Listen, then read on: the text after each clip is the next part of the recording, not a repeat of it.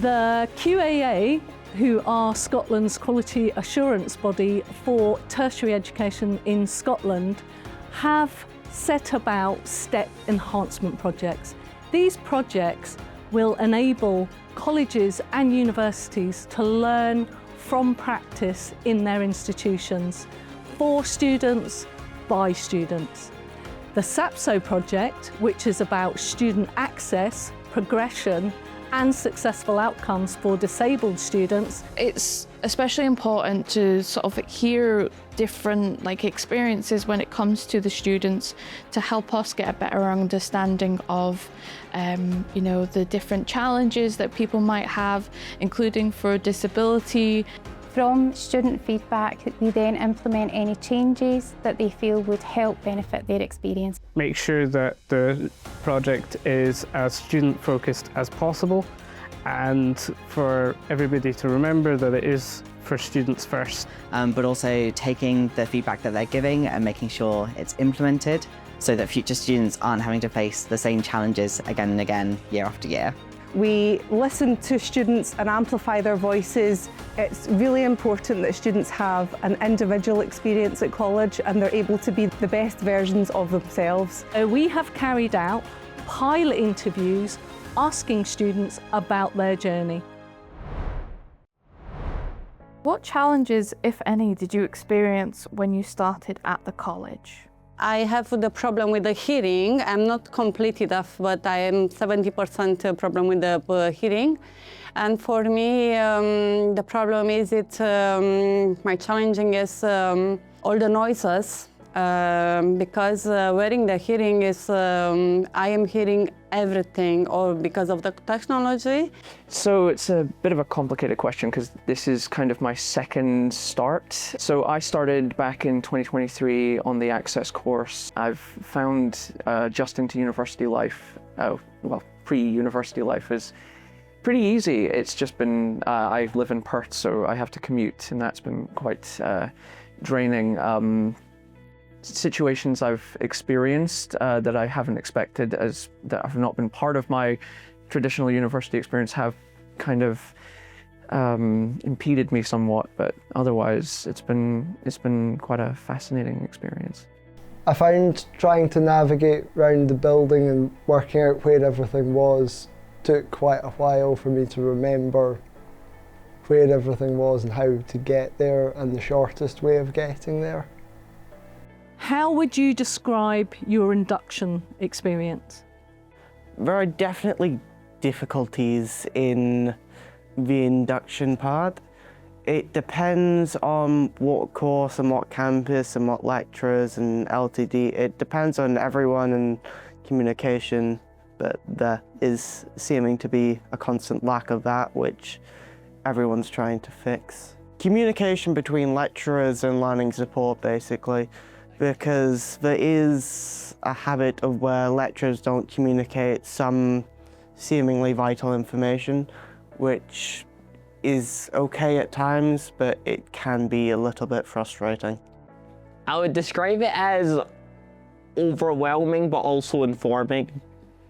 To where to go for classes, what times I had to be in, days. So it was quite helpful in that way. Overall, it was very informative and good. If I had a criticism, it would be around the fire drill. You do an online questionnaire about, in the event of a fire or a drill, what to do. And I did find out from other students at the class reps meeting that a lot of them were concerned that they never got physically shown where the fire exits were. Personally, I only knew the one door I used to come in and out. I didn't realise there was a second door to the other side of the building. And with the classes being on 5th, 6th and 4th floors, it can be quite disorientating. And I just feel everyone, going by the feedback, would benefit from physically being shown in the event of a fire, here's where to go. But everybody reacts differently under stress and anxiety and panic. And personally, I can't go upstairs. I can get downstairs, but the 5th floor, that could take me an eternity. And there's people that just don't cope under pressure at all.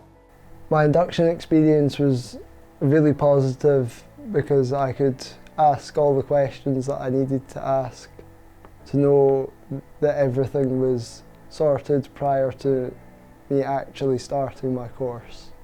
What kind of support and guidance did you receive from the university when you first started, and how did they support your transition into student life? I've had experiences where they felt so the disability service and my mentor felt I've not been receiving the support from the NHS and from other services, and this is specialist support that they can't give because they're just not qualified. And they've been unable to kind of advocate for me really in the frameworks of the NHS. They will reach out and be stonewalled. That's not the university's fault, but surely there must be a better system for this. I also think that sometimes the exam adjustments and the coursework adjustments cater more to people with perhaps physical health conditions, or they don't always take into account the wide range of conditions and experience students can have, and I think that's really quite detrimental. I guess one thing that did hugely change my life at the university though was I was given noise cancelling headphones by the disability service, and I will say that I would never have been able to afford these if I'd not been given them. I actually, because I struggled so much with executive function at times, left them in the bathroom one day and they were stolen. I was devastated. I thought I would never get another pair. And the disability service actually went above and beyond and got me another pair. Impact for my problem is because the largest classes, and every time when I am in the class, my lecturer is having be careful to be attention and to speak with my colleague to prepare me to doing the lesson. And what is can help me to when you have the exam or you have the listening, you can put the subscribe for the notebook or something like this. For my learning adjustments, I received kind of the basic, which was extra time that I can request for late submissions without like being the limit, which I think is free usually for people. And that I wouldn't be penalised for grammar errors and such for examinations. Over the course of my studies, I've also been experiencing a physical progressive chronic illness, and that one has been more difficult to get really any sort of support for. The university is very difficult to deal with. I've been on exceptional circumstances, but that again needs new documentation for each round you're applying, even though it's for the same problem or condition. So the adjustments have been so-so, I think. Tell us about the support you received as you progressed. Was it helpful? What could have been improved? This year has been tougher, especially with the intensity of assignment deadlines. Anyone thinking of taking HNC Social Services should be prepared for regular assignment writing, but the way the coursework is broken down does help make it manageable. The support I've received has been amazing. My course tutor has been incredibly supportive. I was quite unwell in October, with a chest infection and miasma, and had to miss 2 weeks, but he gave me extra time so I could submit everything properly without added stress. I'm a multi-disabled man, and I struggle particularly with spelling and grammar, and writing, due to dyslexia, and my cerebral palsy, which means it takes me much longer to get my thoughts onto paper. Having weekly study skills support has helped massively by allowing me to express my ideas clearly and build confidence in my work.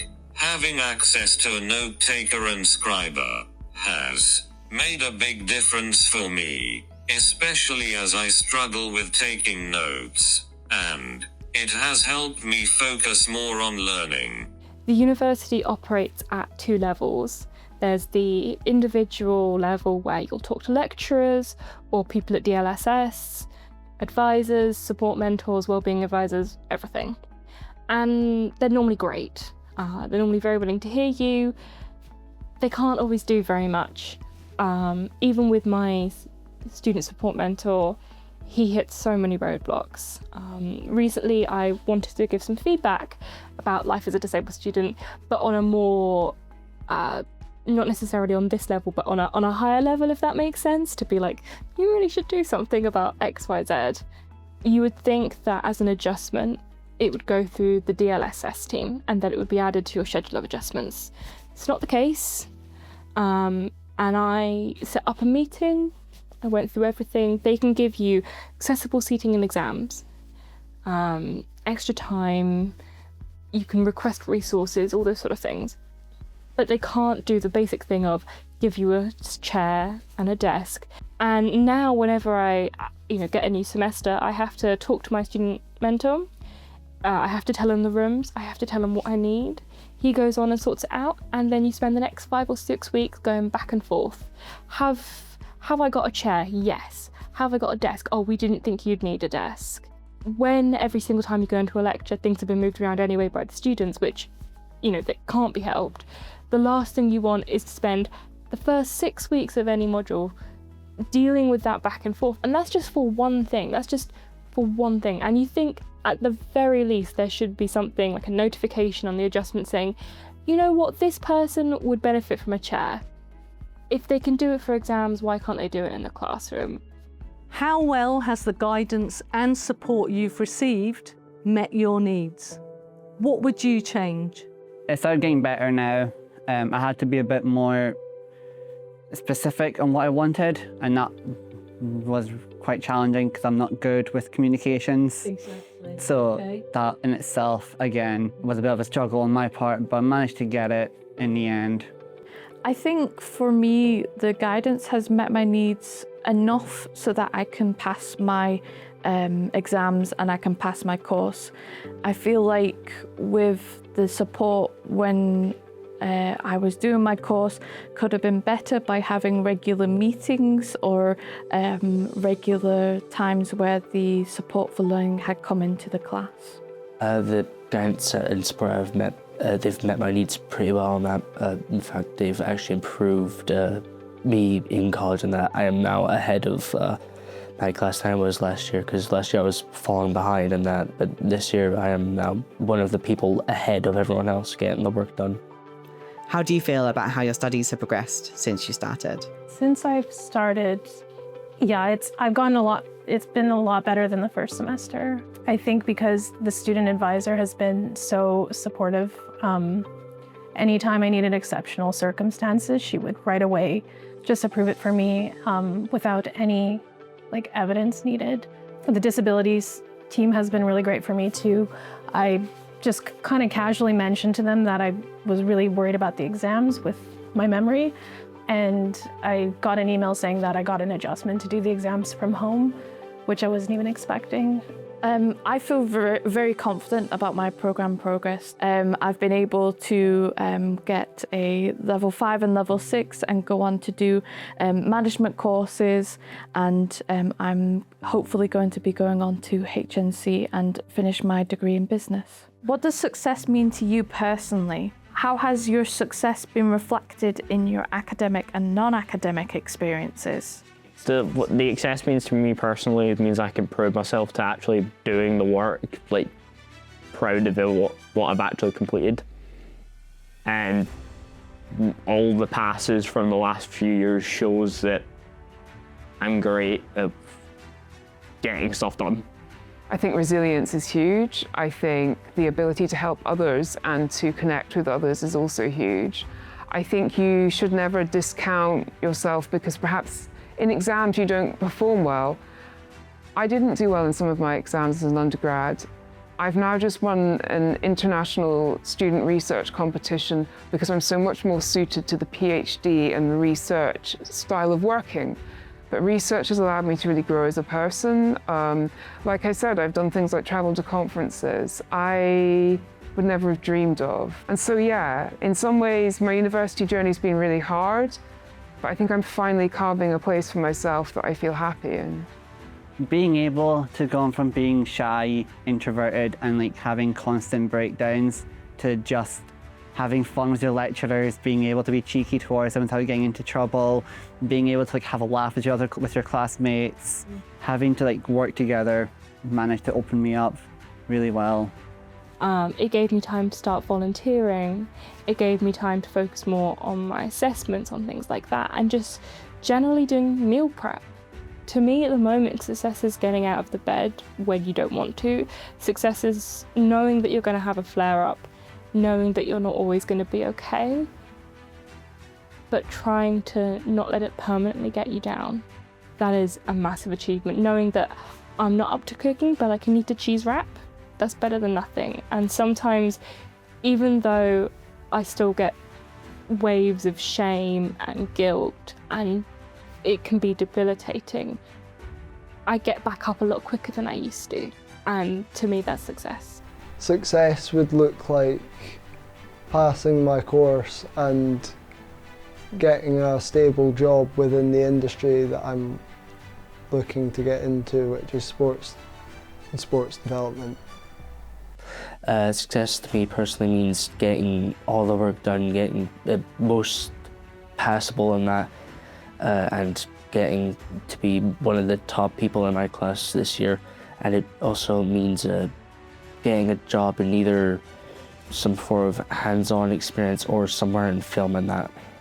So the success that I've had or have felt in my courses has helped with my confidence because of the support that I received in my business course. I'd been able to go on to do extracurriculars, so I volunteered as an executive officer, which ended up getting me into a job as student president. If you could change one thing about your overall student experience, what would it be and why? Maybe from like my first year to not have been so intense about the university. Then again, nobody really tells you how you should act or your expectations, and the only thing that you're told is that, oh, the grading system is different. So when you're not getting like a 70 and beyond is normal here, but then you're not really told anything else, and without any other details or guidance, especially when you're coming from a different background. That kind of still leaves you in a void. And so I was very, very intense about it, and I don't think that helped my chronic condition a lot. Coming into second year, I didn't really give myself a break at all. So I think primarily I would tell myself to like chill out a little bit, at least before honors years. It would be my day one introduction to this year to preparation for further education, because I've actually lost a classmate. Like, they've dropped out this year because they felt unwelcome, that no one was talking to them much, and they just generally felt sad and that. And if I hadn't felt so nervous to talking to anyone in my class, I could have possibly talked to them more and tried to make them feel welcome in that, like I was welcomed in my last year. Definitely the student body. I think there should be more emphasis put on the support they offer, the assistance, the guidance. I would change how long the course is so that you can take it slower, as this would help with managing the workload so that you're not doing too much all at the same time. You wouldn't get the special circumstances decision delivered until after you'd had to do the exam and potentially failed it. These days you can actually just get extensions for a few days automatically, and that really helps. I wish that I'd accessed support sooner as an undergraduate. I wish I didn't feel shame about it. I wish I hadn't been embarrassed to do it or felt that I'd be perceived as looking for special treatment. I wish that I had felt more able to advocate for myself in the earlier years. I wish I'd not been ashamed. I wish I'd reached out for more support, because some of the support I have been offered has changed my life. And yeah, I wish that I hadn't gone through some of the misery that I went through as an undergraduate alone in my university accommodation, feeling like the biggest failure and almost dropping out of my course. The one thing I'd mainly tried to get rid of is like the friend group dramas, because it just distracts you from work. And sure, there was quite a few times it happened the last few years. Not happened this year, which is great.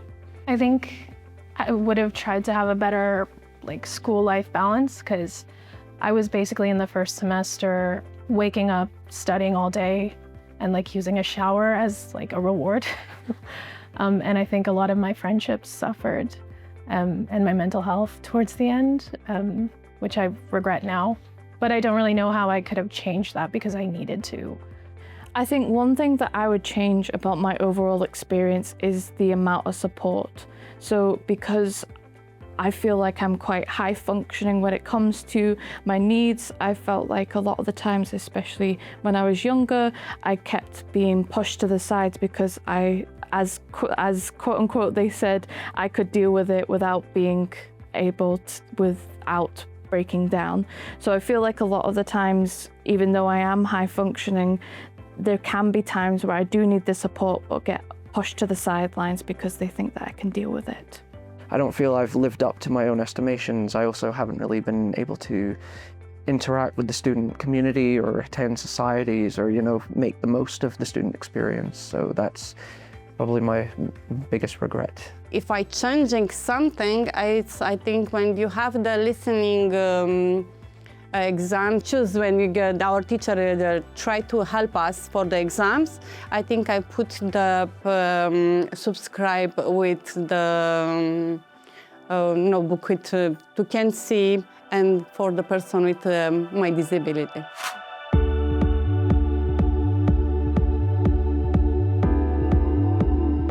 These journeys will help institutions to look at practice, look at improving practice, and ultimately have better success for disabled students. I think in these interviews, I've been really touched by the way students have spoken about the weight that it puts on them to self-advocate. And I think that's why it's really important that we're supporting them to do that. I really hope to see this project help students across Scotland. We are very excited to find out if the data that we see from colleges and universities and from the Funding Council match up with what the students themselves are saying about their journey, good, bad, and what we need to improve on.